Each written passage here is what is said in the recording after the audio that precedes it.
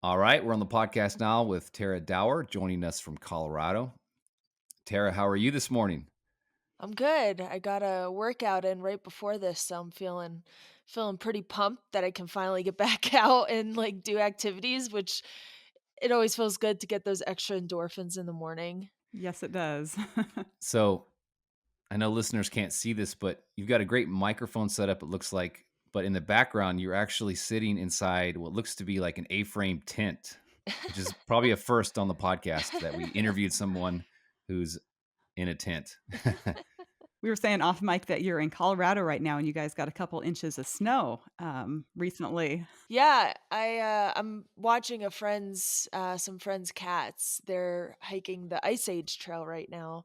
So, they asked if I wanted to like relax in the mountains in their house. They have like this 1 acre property and they have like a greenhouse. They have like a really great workout room. They have this awesome A-frame house that I'm currently in and, a really nice office space. And it's just like away from the hustle and bustle of like Boulder. It's like 30-minute drive to Boulder, which feels like perfect. It's just in the middle of the woods and some mornings I'll wake up and there's like a moose walking through their front yard and you know Wow. yesterday or 2 days ago like I mentioned we got some snow and I went outside and just looked at tracks. There's a bunch of animal tracks that just like looking at. It's just very peaceful here, especially after such a intense 6 weeks that pretty much Hmm. was 6 weeks ago on Wow. Saturday. Yeah.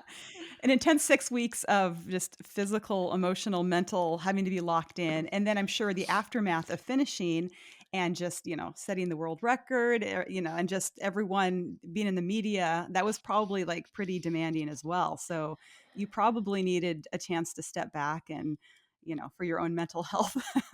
Yeah. Yeah, and, I'm still, like I'm talking with y'all, and I've talked to pretty much a couple podcasts and, like, news outlets every single day since I finished, but Wow. it's nice because I can just, like I'm literally as I'm talking to you guys, I'm looking at Colorado nature in front of me. I'm seeing snow, and I see these great big trees in front of me, and if a moose came by, I could probably see it, so it's like it's not a bad place to, talk with media and chat with people about the attempt. Also, I've been saying it's like free therapy because every day I'm talking about this FKT and I'm talking about like minute details and we're just chatting about this thing that, usually might take a couple years to process, but I feel like I've processed it in this accelerated way.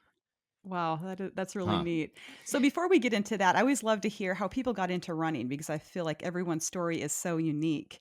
So what led you to get into running?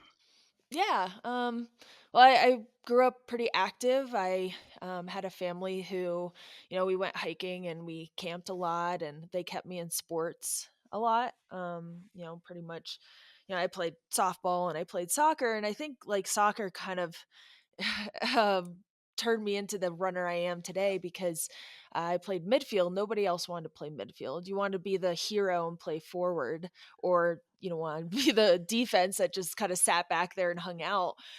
But I played midfield, and so if you play soccer, you're up running up to forward and then you're running back to defense and helping there. And so it's the entire game you're just running back and forth. So at a young age, I think that really developed some endurance in me and went and ran track in middle school and it was just like something to do after school with my friends, like hang out after school, but it turned out like I was pretty okay at it and went and did cross country in high school and then went to college and took a step back from running and played rugby, and that's just another endurance feat.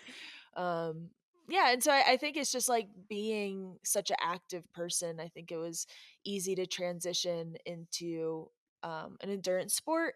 I think there are like specific there are people who are talented at endurance sport, but I don't think like it's only that. I think it's also a mental side to it as well. So I think from playing other team sports like soccer and rugby, and doing really tough things outside of running, kind of developed, that endurance mindset as well.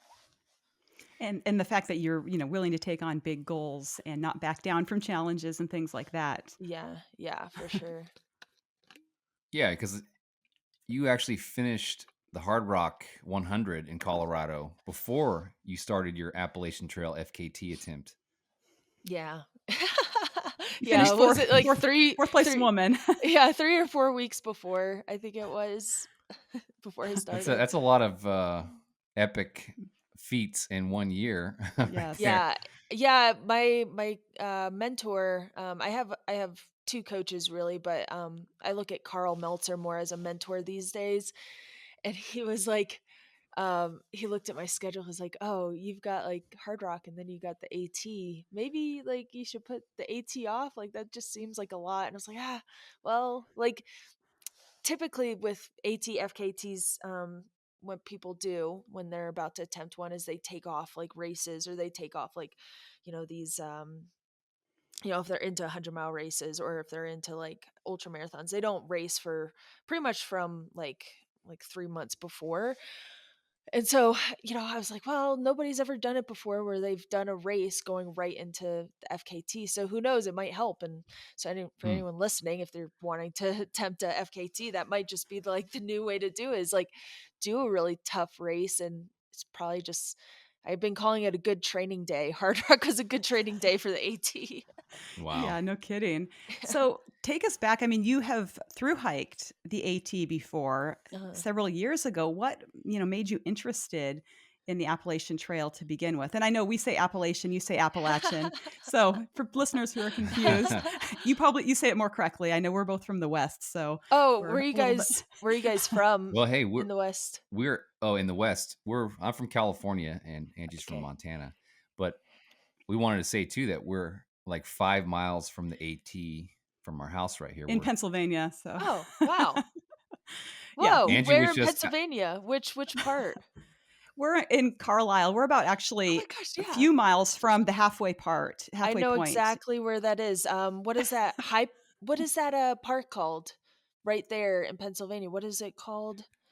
that's Pine Creek Furnace State Yes, Park yes, where the yes. Appalachian Trail Museum is. Yeah. Yes. Mhm. Oh, You yeah, remember that. going through there? Oh, yeah, absolutely. I've done section hikes in there, and I've actually stayed in Carl during a section hike in 2017, and, was hanging out in that town for a couple days. And then I went to this like weird hotel and bar thing that was very obscure. And there was, oh, do you guys ever have issues with this?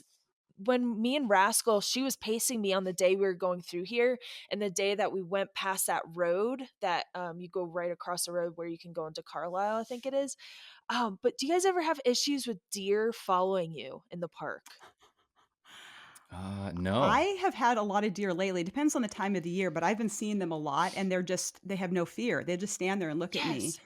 And so it's They're been really cool lately. I've never had them follow me Wow. though. It's like just yeah, following you like a dog, huh? yeah, this deer that looked like mangy followed Oh me and no. Rascal for 3 miles. It ran after us and Oh was no. following us. And, you Huh. Like, know, are you my mother? at times, like, I like to look into, like, spooky stories like Bigfoot or skinwalker, so I was like, "That is definitely a skinwalker for sure."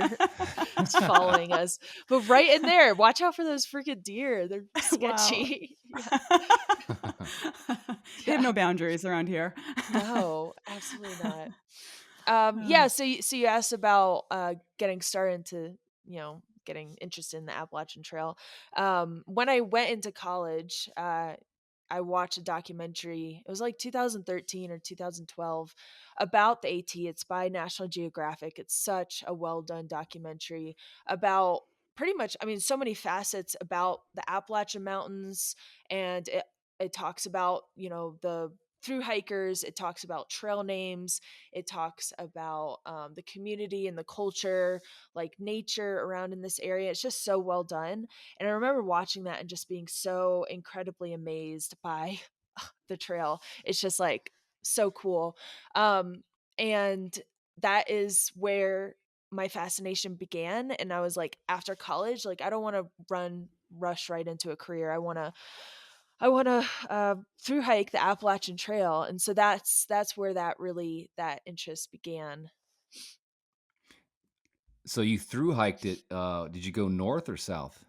Yeah, in 2019 I went north, but in 2017 I attempted a through hike and didn't make it, and that's when I went on those section hikes, in Pennsylvania and Virginia and all over. Yeah. Because in 2017 I was going north and had a panic attack 8 days in, and it just felt like a really really big goal, and I just felt like I Hmm. wasn't suited at that moment for a through hike.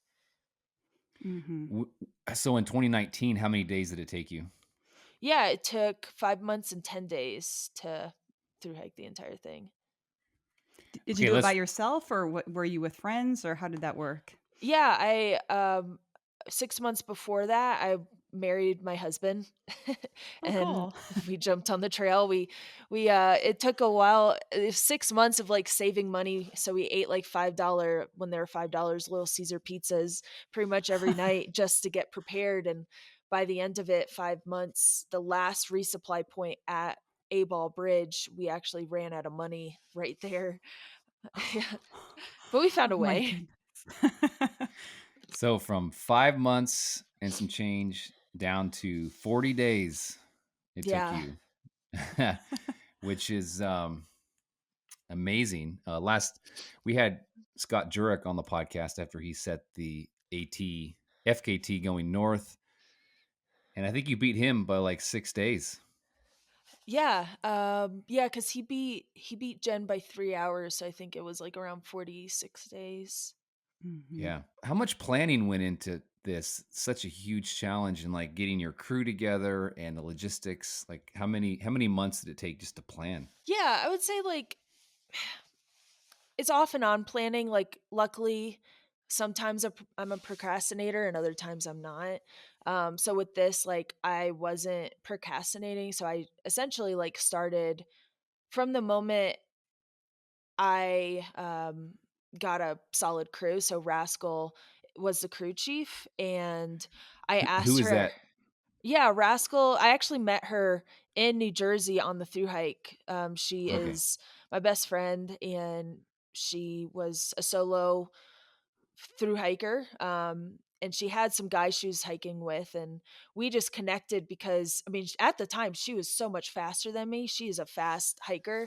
And I just thought, like, wow, like, this is so cool to see another woman just crushing miles and, Hmm. unapologetic. And she's just so cool and rad.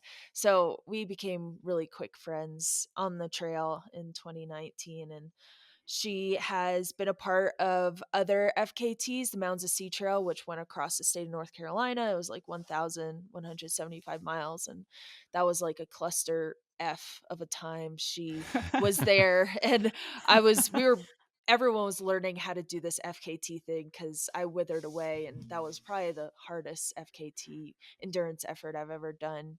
Um, and she was there to see it all, and she's been there for races, and is always down to do something crazy. She's a triple crown through hiker, so she's done the CDT, PCT, and AT, and is now trying to board a plane to New Zealand to do the Teora Trail Oh, flip flop. So wow. she's quite active as well. But yeah, as soon as That's an I asked understatement. her, yeah, she's wild.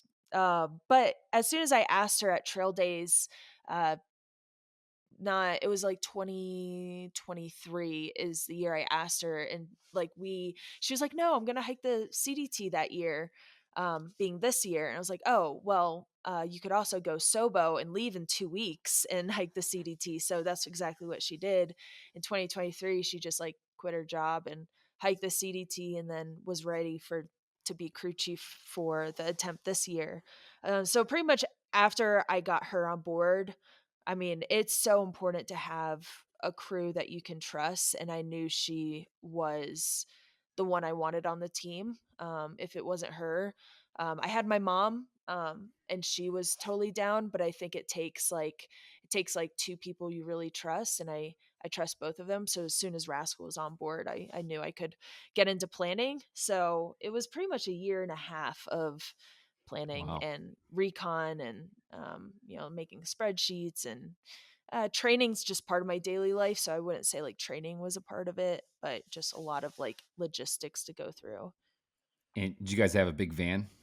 Yeah, I built out a Ford Transit cargo van in 2020 um to be my camper, and I just use that for races, and it was just natural to have it during the FKT.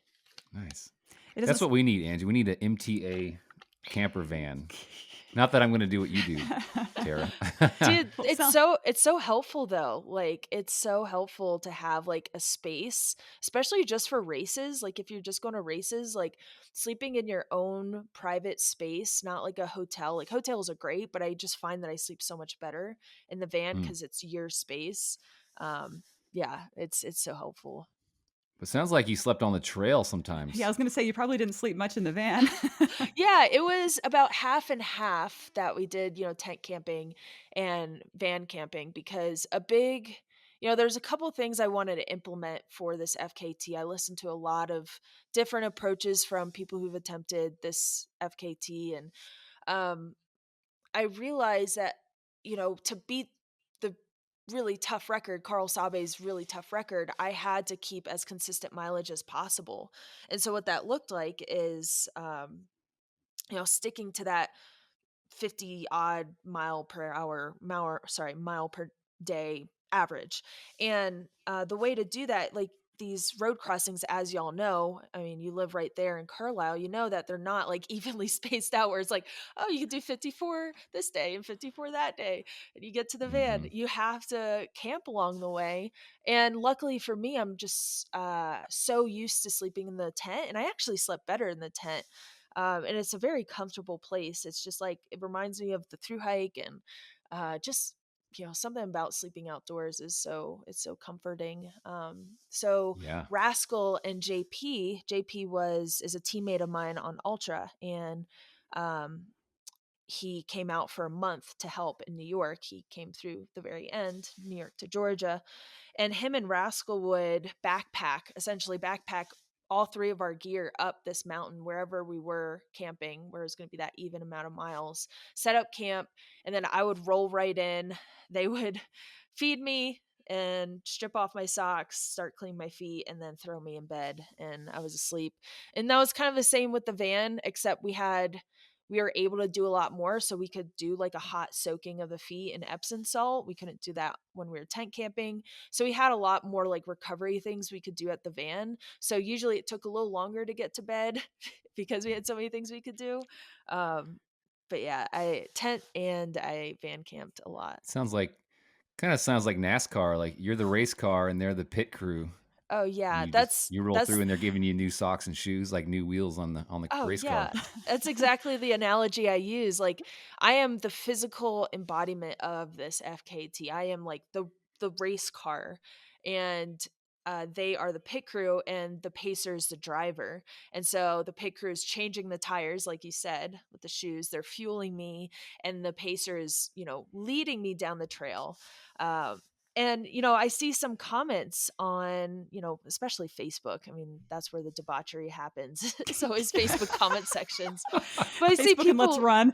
yeah, yeah, and they're like, "Oh, she did it's her and her team." So she had somebody like with her the entire time, and she had a team helping her carrying her stuff. I was like, "Yeah.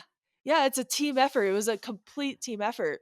And, people try to like make it an insult. It's like it's not. It was like that was a beautiful part of this FKT is that everyone was on board, and it went so well, it went so smoothly with the team. If it was just me, or if it was just like me and another person, I don't think it would have been as successful. Hmm. I had this great support system from the Appalachian Trail community, my friends who run ultra marathons, coming together, and we were just traveling down the trail as fast as we could go. And yeah, it was definitely 100% a team effort.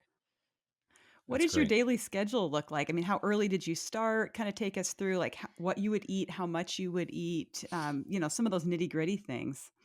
Yeah, at 3 a.m., we would wake up, either in the van or in the tent, and Okay, Rascal. I'm out right there. 3 a.m. I'm never taking this challenge on. Well, you should know there were 2 days in the 40 days that we slept till 3:30 AM. We allowed ourselves 30 extra minutes, so I don't know if that changes anything for you. Wow. Okay, that's exotic. So yeah, 3:30 a.m. wake ups, and Rascal would be the first up, and she would get breakfast ready, and she would instantly just start hand feeding me. A lot of times she had to like force me to get up and wake up. It was just like near around Pennsylvania is where a lot of the like New York area was a lot of like compounding exhaustion. I was really starting to get really really tired. Sleep deprivation Mm, was not I was so sleep deprived. So Rascal, she would be the first up. She was feeding me, waking me up, and I was preparing my feet. So I mean that's the thing that usually goes first for people. So I was just slapping Luco tape on sores and blisters and holes in my feet, and then getting the socks on and getting the shoes on usually took like the whole 30 minutes because the feet are just so sore. wow. And then I would sometimes start with a pacer. Oftentimes the mornings I did by myself. So it was a 3:30 a.m. like start for the day. And I did a couple leg swings before that, but then I would be off on the trail. And I would see the crew about 6 to 7 times a day, and I would uh, eat about 300 calories an hour on the trail and drink a protein shake every time I saw my crew at road crossings. Sometimes I changed my shoes, sometimes I just kept going.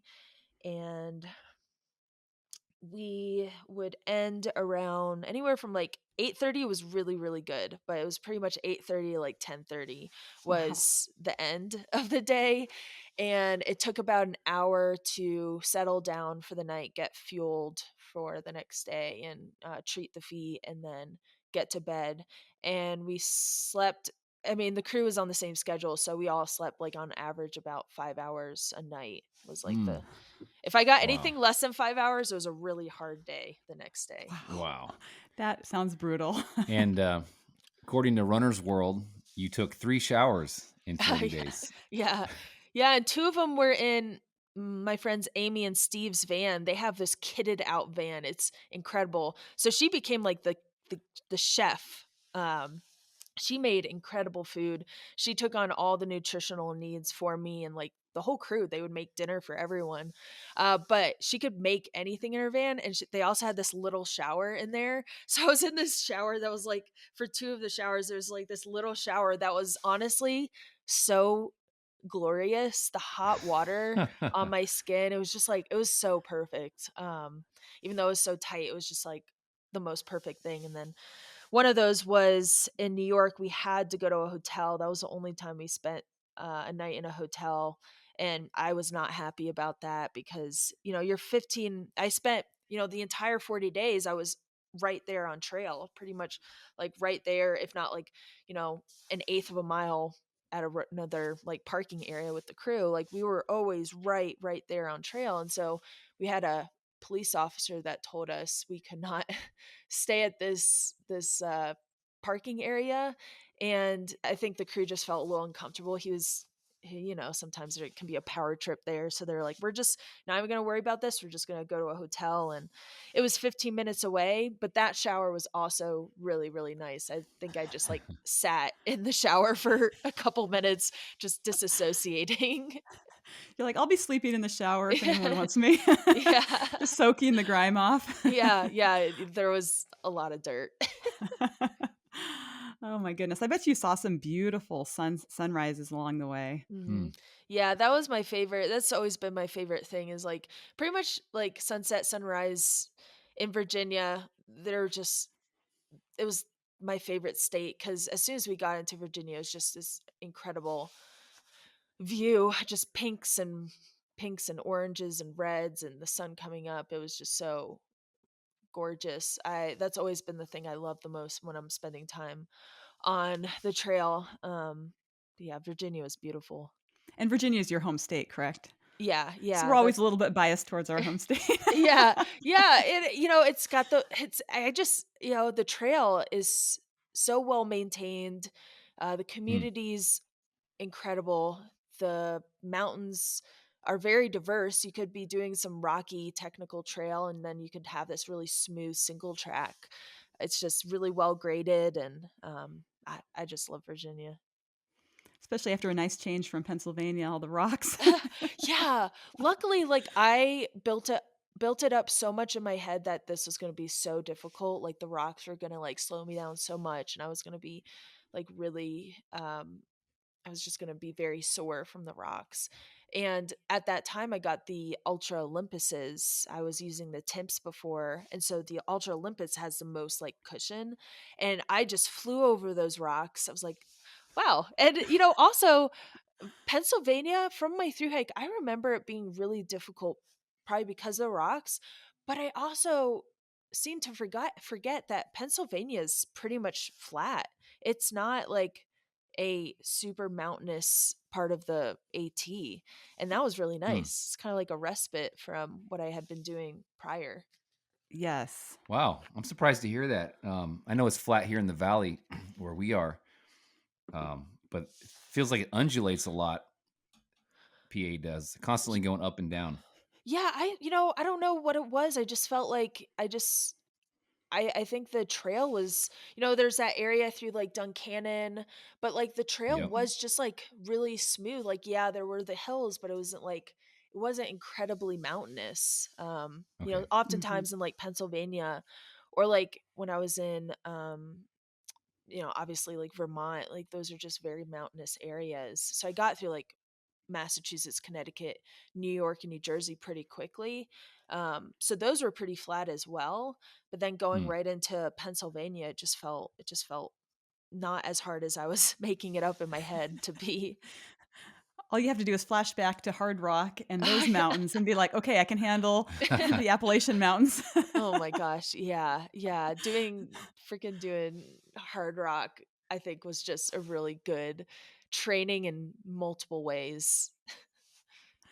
Well, you've also done a FKT on the Colorado Trail, is that correct? Yeah, yeah, I did that in 2023. Honestly, Mhm. like, the Colorado Trail is just very well graded. It's not easy because you're going up to, like, pretty high elevations, but it's not as difficult as the AT. I think a lot of people who live in Colorado, or I mean, you guys can attest, you're from the West, but you're now living in the East. I think a lot of people who live in the West think like the East is not as difficult. Uh, but I feel like they're the hardest mountains I've ever Wow. encountered. Yeah. Huh. What do Did you you have guys any think? I think. Uh, Well, I'm not no longer acclimated to the elevation out west, so that always Mm, feels hard to me because I've yeah. lost that after being out here for a few years. So I think Yeah. if I had like the lungs for Montana and I came, it would feel easier. But I feel yeah. like they're gradual climbs out west, whereas Mhm. here it's just a huge wall of mountain right in front of you. It might not be Yes. a very high mountain, but it's like this climb, and then boom, down it, and then up, and then down and up constantly. Yeah, we don't believe in the switchbacks in the East. Up and over. um, I was gonna ask. So, did you have any mishaps out there, or close calls, or anything crazy happen? um I fell a lot, and that was also, I mean, that was just like a constant fear that that would derail Hmm.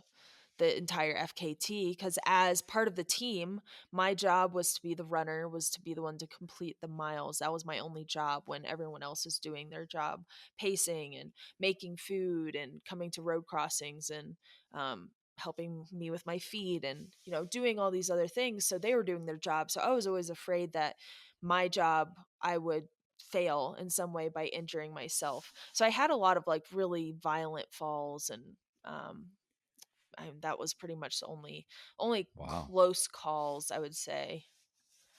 I guess probably being so sleep deprived, you're just your reaction time trying to move forward at a rapid pace, that would be really challenging.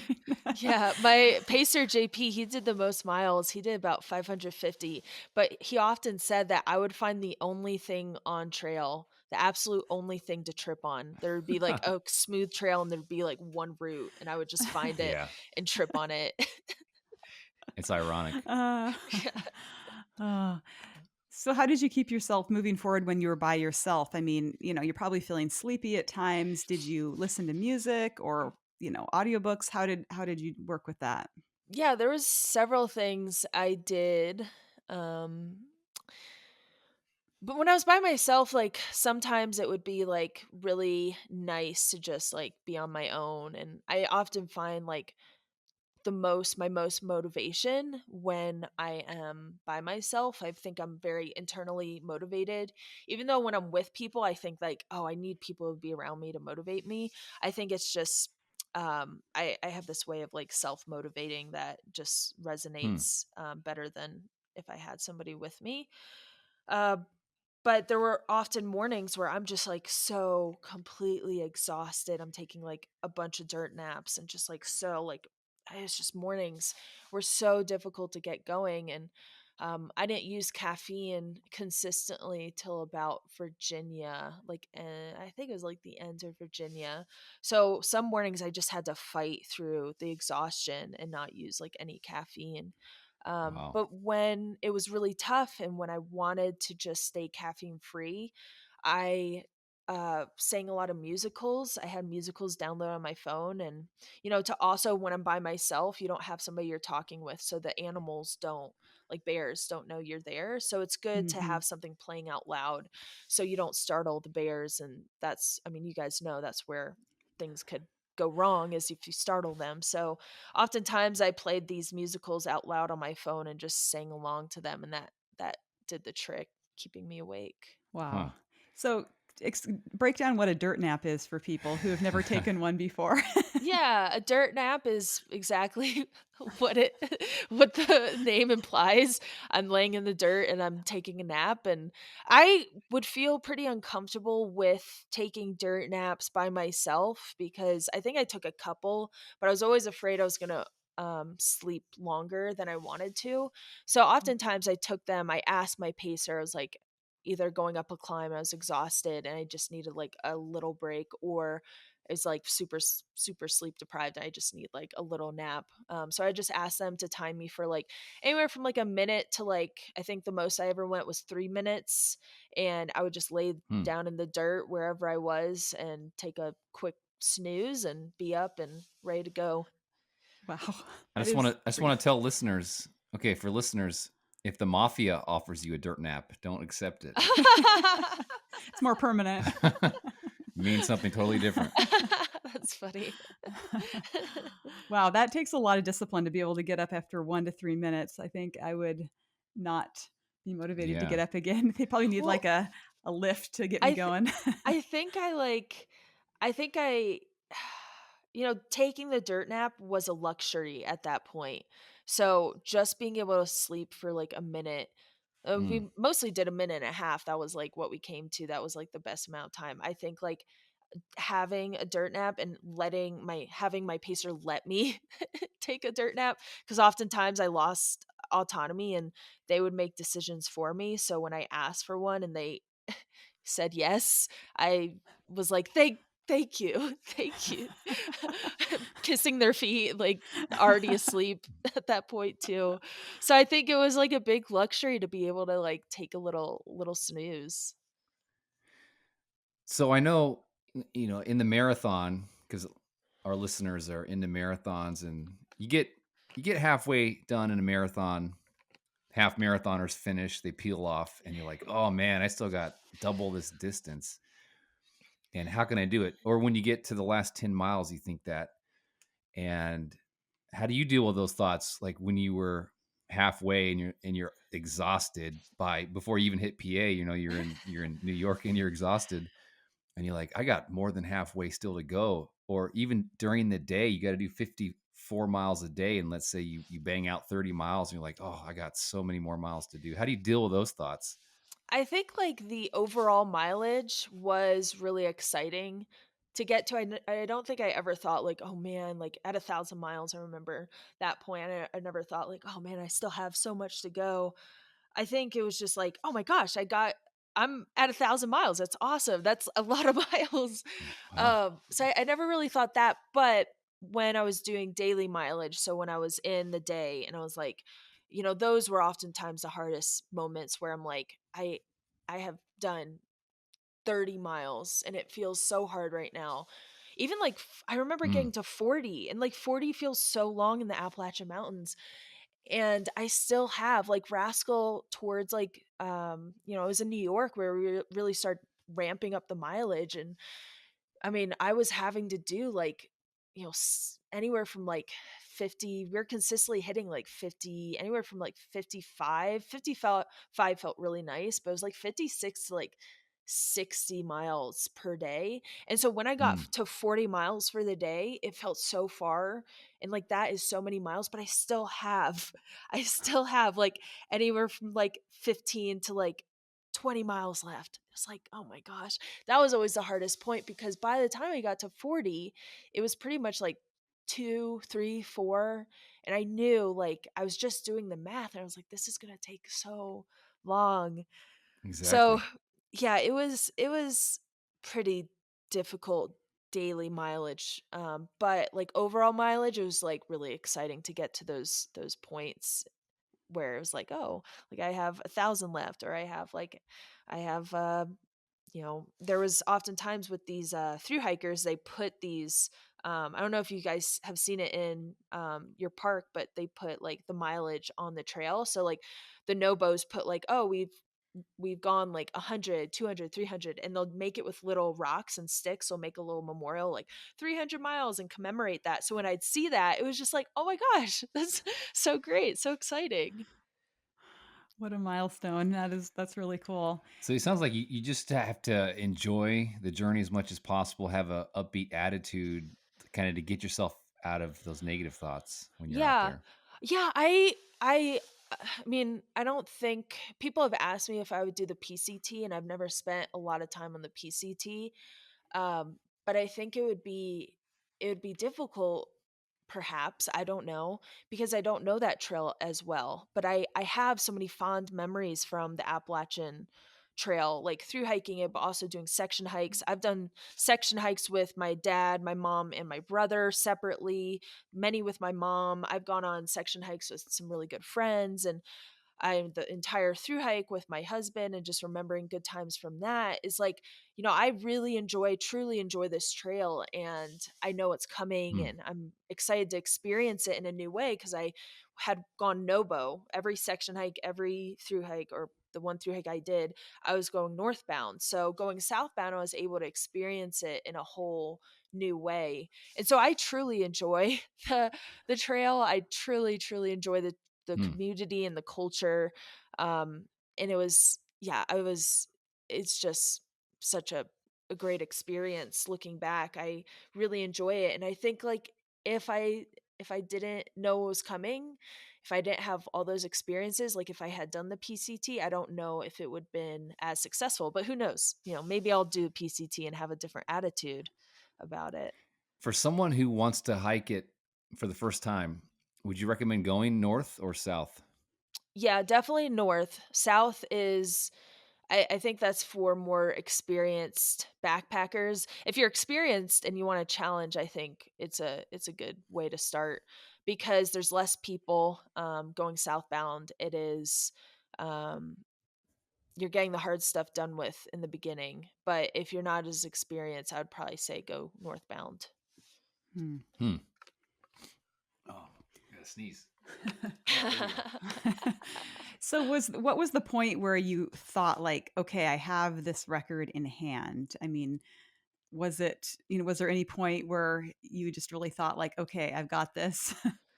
Yeah, 3 miles until the end is where I thought I think I've got this in the bag. Wow. I mean, you guys know, with being runners, anything could happen. The race Hmm. isn't over until it's over. That's common saying in ultra marathons. I mean, I've gone past in the last quarter mile of a 50K and got second. And that was Wow. really hard. So I know that like it's not over till it's over. It's not over. You don't have the record until you're at the end. And I think that's just how I deal with it the best. And I thought like, and my thinking was like, oh, I'm gonna fall and really injure myself. the last 30 miles I did have like a glute injury, and it was like really hard to move consistently the way it had been. I think it was just like a combination of just the 129 miles that I had been doing, um, and not a lot of sleep, so not a lot of recovery.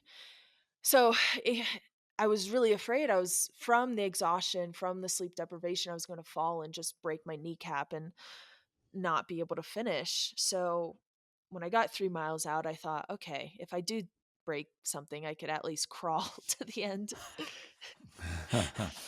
Wow. I love the way your mind works. You're like, okay, this is happening still, but it might be crawling. Like, Yeah. someone bring on the knee pads, and I'll. Yeah.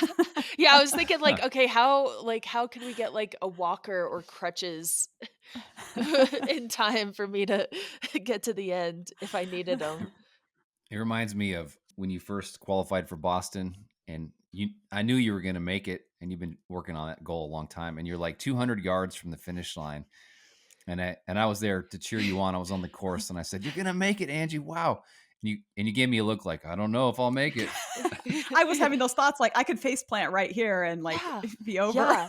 Yeah, it's such a interesting thought because like looking at from a outsider's point of view, like my friend Liz has similar thoughts when she's at FKTs, and like when she did the long trail and she was having similar thoughts like, oh, it's not going to happen, and she was like way ahead of the record. I was like, what are you talking about? You're right there, you could do it. But when you're in it, it just feels so different and you don't want to get your hopes up and then all of it to just be stripped away. You need to like, Hmm. for me, I set up my expectations in that way Yeah. and it works for me. Yeah, because it's really easy in hindsight to be like, of course you made it. Of course you beat the record. This is so awesome. Like, how could you have any doubts? But in that moment, you're experiencing, like you said, sleep deprivation. You didn't sleep for the last 129 miles, at least like sleep for the night. I slept 23 minutes.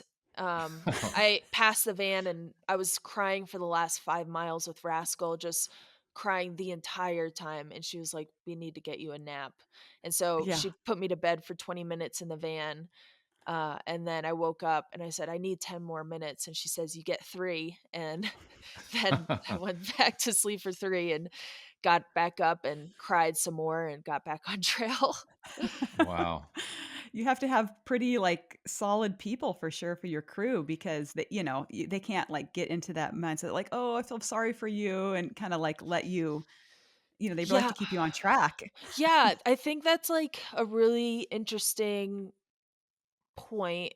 There's an interesting point in the FKT where Rascal had to stop being a friend, and she Hmm. she describes how she like watched me become like the shell of a person, but she Wow. knew like my motivations, and she's also very competitive. She knew our goal, and she knew like at the end of the day, like this is what I want, this is what the team wants. And it was in New York, outside of Pauling, New York, where we were in this back and forth about mileage. And she was like feeling bad for me that like she gave me so many miles, and then she kept going back and forth with like, okay, you can do 58 or you can do 60, okay, 58. And I was like, you can't keep switching it up like this, like you can't keep doing this. And then she realized in that moment, she's like, I have to stop being the friend and I have to be the crew chief. And she really Hmm. took it on. She really took it on because after that, it was like, no nonsense. This is what you're doing. And like I said, I lost autonomy, but I trusted her, and having her on the team, I trusted her to, she had the goal in mind and she knew what it would take, and she was pushing me past my limits. And oftentimes I would fight with her and I would argue with her. She wasn't arguing back. She knew she was right, and she was the decision maker. She was the crew chief. She was the one that made the final say, and I had no say. So she knew I had to do the mileage, but I would argue with her and be like, I can't do this. She's like, well, you're going to, so She get was over a it. she was a benevolent dictator. Yes. Maybe less benevolent as the miles got on. Yeah. Yeah, she's Oh great. my She's got a great she's her story, my mom's story from the FKT. I think it's so interesting. It's so cool to hear them talk about it. Their experience was so Yeah. different from mine. Wow. I guess the final question is, are there any life lessons that emerged from this experience that you could share with our listeners? They're probably still emerging, I'm guessing. Oh, yeah, yeah, definitely. Yeah, yeah. As I'm doing each podcast, I'm just processing the experience a little differently. But I think like something I've been saying consistently that's super cliche and probably get a lot of eye rolls, but I think like these cliche sayings come from like these periods of time where you're like, "Oh, that's like so legitimate and so true." Like it's just this like empty saying up until you actually experience it. And Hmm, so I would say like three things. Like, you know, don't be afraid to fail because failure makes you such a multi-dimensional person. Don't be afraid hmm, to make those really, really big goals and go for it because you never know if you can do something if you don't try. Like Mm. if Rascal never pushed me to do like 62 miles in the FKT, like after doing 58 and then the next day doing 59, like I didn't I, if I had made that mileage, I wouldn't have like thought it was possible. But like if she hadn't pushed me past those limits and if I hadn't just attempted to do it, if I didn't just attempt to try that big goal, you know, I wouldn't have known if it was possible. So I would just tell people like, don't be afraid to make those big goals. Don't be afraid to fail, and don't, um, and just like try something because you never know if you can do something if you don't try. Hmm. definitely. Well, this has been so fun, Tara. Thank you. And where can people find you and follow you online? I have Instagram and I have a YouTube channel. Instagram is Tara.Dower, Dower. And then I have a YouTube channel where I'm posting daily updates about the FKT, like a vlog style in the FKT. So you see some pretty epic moments in that. And that is Tara Treks, Taratreks. Awesome. Perfect. All right. Well, thank you so much. And Yeah, thank you guys. you're such an inspiration. I hope someone gives you a book deal. Yes. I would read that book in a second. Oh, yeah, that would be interesting. I've thought about, like, you know, how that would look, and I think, like, Yeah. it was a Yeah. team record. I think what would be cooler, like, essays from, like, all the people who are out there and just Mhm. compiled into a book, and then, you know, the book main book would just be me and Rascal telling it, but then in there's just essays from, like, all of these people who came out in the community. Yes, that would be amazing Yeah, for it'd be fun. sure. Yeah. We'll manifest that for you, right? Thanks.